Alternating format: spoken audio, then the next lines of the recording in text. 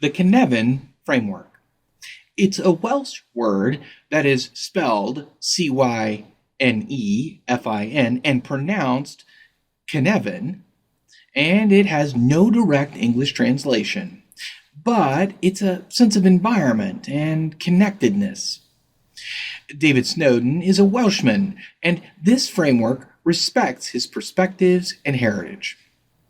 The framework has many depictions, but at its heart, it's a framework for making decisions and, most importantly, about understanding the constraints that drive those decisions. Though depiction of the framework is fundamentally a 2x2 grid, it speaks of three different domains: the ordered, the complex, and chaos.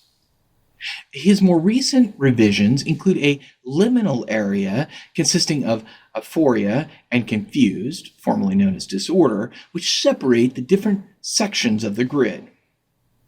Ordered. Inside the ordered domain, there are two subcategories. The first is clear. In this category, there is little question about what should be done, what the constraints are, or how things should fit together. It is a place of best practices. The second subcategory is complicated. Here, the lines are less well drawn, but the rules are still consistent, even if they're not all completely known, understood, and internalized. This is the land of good practices, that is, things that we've seen work before. Inside the ordered domain, the constraints are fixed and governing constraints. They feel as if they don't move, or they move so slowly that it is possible to find a way to get consistent results. This is distinctly different than the next domain, where the constraints become enabling. Complex.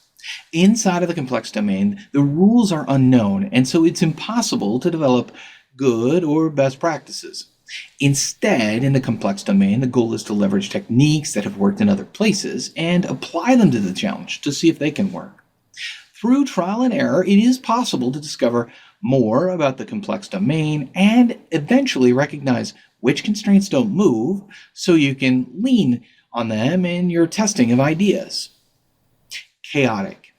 In the chaotic domain, there are no effective constraints, and it seems like there's nothing that can be done to shape the results. There are no appearances that there are any practices that can be leveraged, and therefore all work is new and novel. Aporia. In the liminal, or boundary spaces, between complicated and complex, and from complex to chaotic, is aporia. Aporia is a space where paradox can exist and conflicting thoughts about the situation are brought together. In this space, the decision to be made, or the situation to be faced, is held in an intentional state of examination where hopefully the conflicting ideas are allowed to settle into a single understanding. Confused. The other line is the confused line, which bounds clear to complex and from clear to chaotic. It's easy to become confused about what you're seeing when the system is supposed to follow simple rules. A failure to follow these simple rules can lead you to the belief that the system is simply more complicated than clear, or it can lead you more precariously towards believing that the clarity was an illusion and what lies underneath is, in truth, chaotic.